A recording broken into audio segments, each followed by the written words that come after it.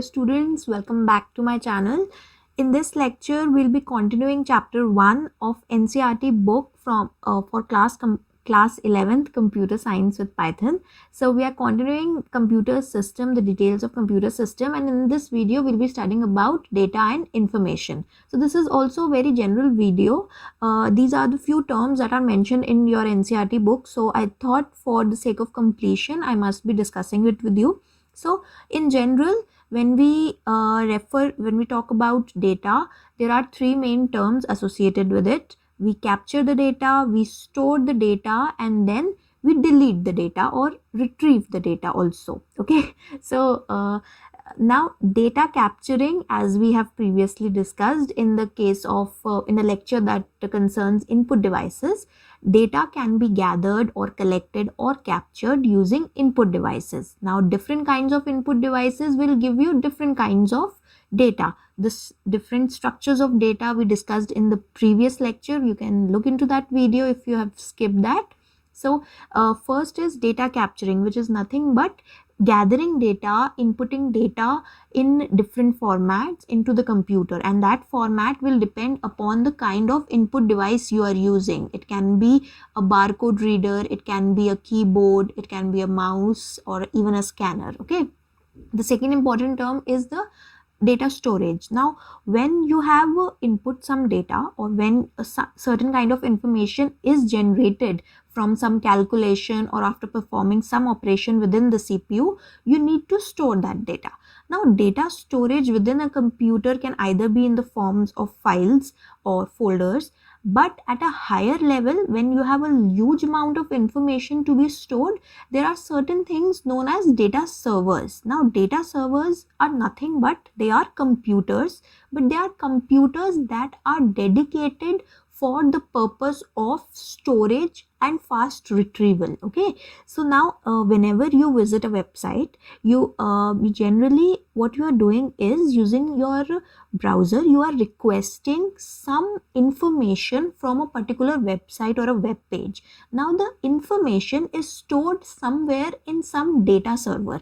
Now what is that data server? It is just a computer, but a computer that has a very large memory capable of storing some specific information that it will provide to you when that information is requested. So large organizations store or maintain data servers, so that when you request that information or whenever any kind of information is needed, it can be retrieved from that data server. Now to retrieve an information, what do we mean by retrieve? It is basically providing back that information or fetching the data from the place it is stored.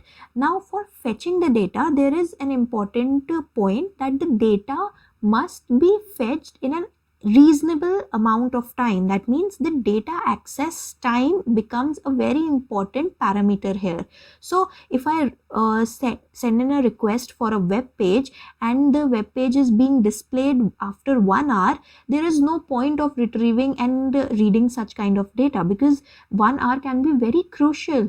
If it is a real-time system, like the flight management system present at the airports, then if some information is being requested and that information is coming after hours, there is no point of that data becomes useless. Okay, so when we have to retrieve data, no matter where the data is to be stored, it must be retrieved or fetched back in an acceptable amount of time. Now this acceptable is a very generic term. It may vary depending upon the usage and the application of data. This acceptable time can be a very few seconds, it can be few minutes in some cases. Okay, so it depends, but it is very crucial that the data that is stored is retrieved in a timely manner.